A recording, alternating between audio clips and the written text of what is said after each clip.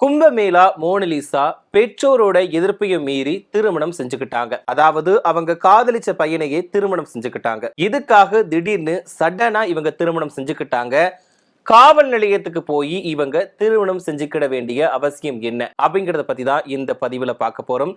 அது மட்டும் இல்லாம இந்த பிரச்சனை, அதாவது இவங்களோட திருமணத்துல இவ்வளவு பிரச்சனை நடக்கக்கூடிய காரணம் என்ன அப்படிங்கறத பத்தியும் இந்த பதிவுல விரிவா பார்க்க போறோம். 2025ஆம் ஆண்டு நடந்த கும்பமேளாவுல ரொம்பவே பிரபலம் படைச்சவங்க தான் மோனலிசா. இவங்க அங்க வந்துட்டு பாசி மாலை இதெல்லாம் விற்கிற வேலையில தான் இருந்தாங்க. அப்போ ஒருத்தர் இவங்களை புகைப்படம் எடுத்து வெளியிடுறாங்க. அந்த புகைப்படம் சடனா சமூக வலைதளங்கள்ல ரொம்பவே வைரலாச்சு. யாருமே எதிர்பார்த்திருக்க மாட்டாங்க. சடனா ஒரே ராத்திரியில ரொம்பவே வைரலாச்சுன்னு கூட சொல்லலாம். அந்த அளவுக்கு இவங்களோட புகைப்படம் வந்துட்டு பெரிய ட்ரெண்டிங்கா வந்துச்சு. யாரா இந்த பொண்ணு, பாசி மாலை இவங்க விக்கிறவங்கள இவ்வளவு அழகா இருக்காங்க, ரொம்பவே அழகா இருக்காங்க, இவங்களோட கண் அழகா இருக்கு, அதுவும் டிஃப்ரெண்டா இருக்கு அப்படிலாம் சொல்லிட்டு நிறைய வர்ணிச்சாங்க. அது மட்டும் இல்லாம கண்ணழகி, காந்த கண்ணழகி, உலக அழகி அப்படிலாம் சொன்னாங்க.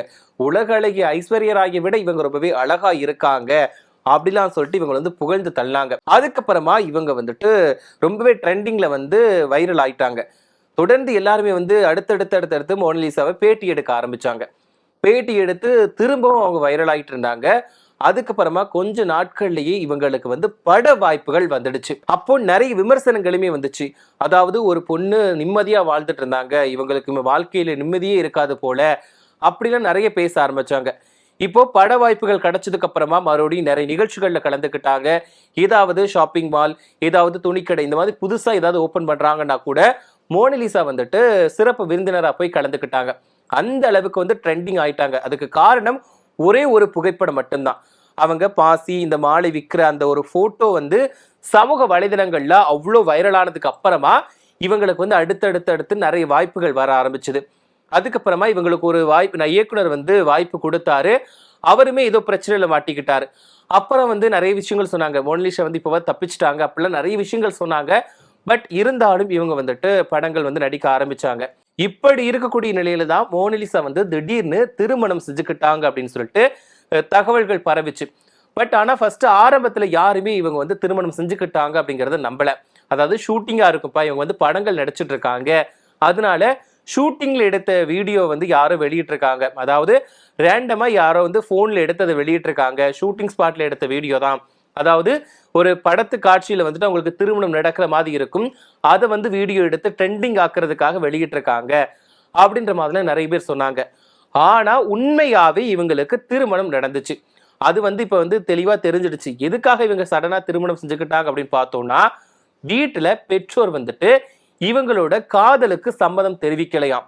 அதே நேரத்துல அவங்களோட அப்பா வந்துட்டு மோனலிசாவுக்கு வேற ஒருத்தர் கூட திருமணம் செஞ்சு வைக்கிறதுக்கான வேலைகள்ல ஈடுபட்டு வந்திருக்காரு. இது மோனலிசாவுக்கு சுத்தமா பிடிக்கவே இல்லையாம். அதாவது மோனலிசா காதலிக்கக்கூடிய பையன் வந்துட்டு வேற்று மதத்தை சார்ந்தவர் அப்படிங்கறதுனால மோனலிசாவோட அப்பாவுக்கு வந்துட்டு இவங்களோட காதல் பிடிக்கல, அதனால திருமணம் செஞ்சு வைக்க மாட்டேன் அப்படின்னு சொல்லியிருக்காங்க. இந்த நிலையில தான் கேரள மாநிலத்துக்கு வந்துட்டு மோனலிசா படப்பிடிப்புக்காக போயிருக்காங்க. கேரள சினிமாவில தான் முதன்முறையா வந்துட்டு இவங்க அறிமுகமானாங்க மோனலிசா. இப்போ அடுத்தடுத்து படங்கள்லயுமே நடிச்சுட்டு வந்துட்டு இருக்காங்க. வீட்டுல இப்படி ஒரு பிரச்சனை வந்ததுக்கு அப்புறமா தான் இவங்க காதலிச்ச பையனான முகமது ஃபர்மான் கானை வந்துட்டு இவங்க திருமணம் செஞ்சுக்கிட்டாங்க. இவங்க உடனடியாலாம் திருமணம் செஞ்சுக்கிடல. கேரள மாநிலத்தில் இருக்கக்கூடிய தம்பானூர் காவல் நிலையத்துல போயிட்டு ஃபர்ஸ்ட் தஞ்சம் அடைஞ்சிருக்காங்க. அதாவது எங்களோட கல்யாணத்துக்கு வீட்டுல வந்து எதிர்ப்பு தெரிவிக்கிறாங்க, வேற ஒரு பையன் கூட திருமணம் நடத்தி வைக்கிறதுக்கு ஏற்பாடுகள் பண்றாங்க அப்படின்ற ஒரு குற்றச்சாட்டை முன்வைக்கிறாங்க. அது மட்டும் இல்லாம இவங்களுக்கு மோனலிசாவுக்கு 10 வயசா இருக்கும் போதே அவங்க அப்பாவோட சகோதரியோட பையனுக்கு வந்துட்டு இவங்கள திருமணம் செஞ்சு வைக்கிறதுக்கான வேலைகள்ல ஈடுபட்டு இருக்காங்க. அதாவது இப்போ ஒரு சில சமூகத்துல எல்லாம் சின்ன வயசுலயே வந்து கல்யாணம் பண்ணி கொடுத்துருவாங்க.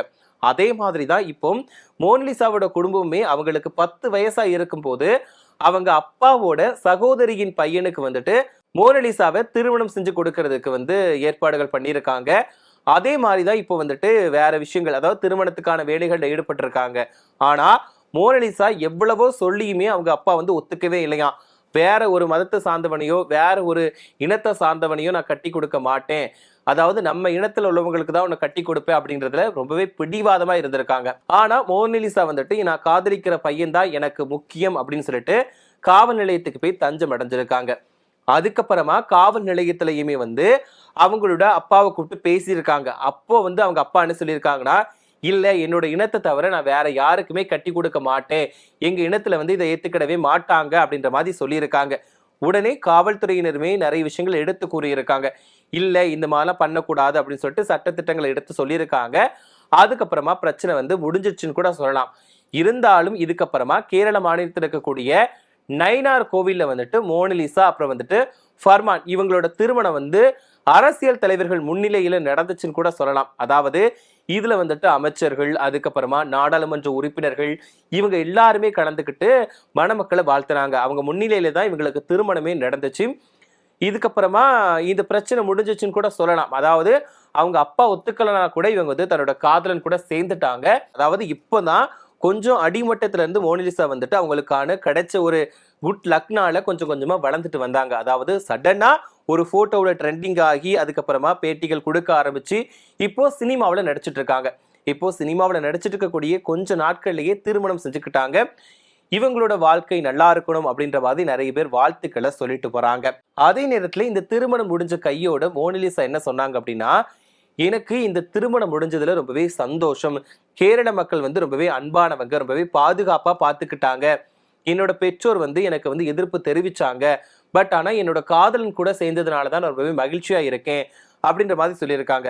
அதே நேரத்துல மோனலிசாவோட கணவர், அதாவது இப்ப கல்யாணம் பண்ணிக்கிட்ட ஃபர்மான் கான் வந்து என்ன சொல்லியிருக்காரு அப்படின்னா, நாங்க காதலிச்சது 6 மாத காலமா இருந்தாலும் 60 வருட பிணைப்பு வந்து எங்களுக்குள்ள இருக்கு அப்படின்ற மாதிரி சொல்லியிருக்காரு. சோ இவர் சொல்றதுல இருந்து இவங்க வந்து 6 மாதங்களா தான் காதலிச்சுட்டு வராங்க அப்படிங்கிறது தெரிஞ்சிடுச்சு. இதுக்கப்புறமா அந்த திருமணத்துல கலந்துகிட்ட நாடாளுமன்ற உறுப்பினர் ரஹீம் என்ன சொல்லியிருக்காரு அப்படின்னா, இப்போ இந்திய அரசியலமைப்பு சட்டத்தை பொறுத்த வரைக்குமே வேற எந்த மதத்தினரா இருக்கட்டும், எந்த இனத்தவரா இருக்கட்டும் எல்லாருமே திருமணம் செஞ்சுக்கிடலாம் அப்படின்ற ஒரு வரைமுறை இருக்கு. ஆனா இந்தியாவுல ஒரு சில இடங்கள்ல மட்டும்தான் இது வந்து ஒத்துக்கிறாங்க. ஆனா ஒரு சில இடங்கள்ல இதுக்கு வந்து அனுமதியும் கொடுக்க மாட்டாங்க. அவங்க வந்து இன்னுமே அவங்களோட இனத்துலதான் திருமணம் செஞ்சு கொடுப்பேன், இனி எங்களோட இனத்துல மட்டும்தான் நாங்க திருமணம் செஞ்சுக்கிடுவோம், வேற இனத்துல இருந்து நாங்க திருமணம்லாம் பண்ண மாட்டோம் அப்படின்ற மாதிரிலாம் இன்னி வரைக்கும் இருக்காங்க. இந்த புரிதல் மாறணும் அப்படின்ற மாதிரிலாம் சொல்லிட்டு இருக்காரு. அதாவது கேரள மாநிலத்துல மட்டும்தான் இந்த மாதிரி சம்பவங்கள்லாம் நடக்கும் அப்படின்ற மாதிரி வந்து ரஹீம் சொல்லியிருக்காரு. இந்த கல்யாணத்துக்கு வந்த அந்த மாநிலத்தோட கல்வித்துறை அமைச்சர் சிவன்குட்டி என்ன சொல்லியிருக்காரு அப்படின்னா, இதுதான் ரியல் கேரள ஸ்டோரி. கேரள மாநிலத்துல மட்டும்தான் இந்த மாதிரி நடக்கும். கேரள மக்கள் வந்துட்டு உலகத்தோட எல்லாரும் முன்னாடி நின்று நாங்க வந்து நெஞ்ச நிமிர்த்தி சொல்லலாம் கேரள ஸ்டோரி அப்படின்ட்டு. அதாவது மதச்சார்பற்ற மாநிலம், உண்மையான அன்புக்கு பெயர் பெற்ற மாநிலம் கேரளம் அப்படின்ற மாதிரி பேர் சொல்லிக்கலாம் அப்படின்ற மாதிரி சொல்லியிருக்காங்க. சோ இந்த ஒரு அதாவது மோனலிசா அப்புறம் ஃபர்மான் இவங்களோட திருமணம் குறித்தான வீடியோ தான் இப்போ வந்து சமூக வலைதளங்கள்ல ட்ரெண்டிங்கா வந்துட்டு இருக்கு. சோ இவங்க வந்து இப்போ திருமணம் செஞ்சுக்கிட்டதை பத்தி என்ன நினைக்கிறீங்க? அதாவது பெற்றோரோட எதிர்ப்பையும் மீறி வந்து மோனலிசா திருமணம் செஞ்சுக்கிட்டாங்க. இவங்களோட திருமணத்தை பத்தி என்ன நினைக்கிறீங்க? இவங்க இப்ப வளர்ந்து வரக்கூடிய கொஞ்ச நாட்கள்லயே திருமணம் செஞ்சுக்கிட்டது சரிதானா? இதை பத்தின உங்களோட கருத்துக்களை மறக்காம கமெண்ட்ல சொல்லுங்க.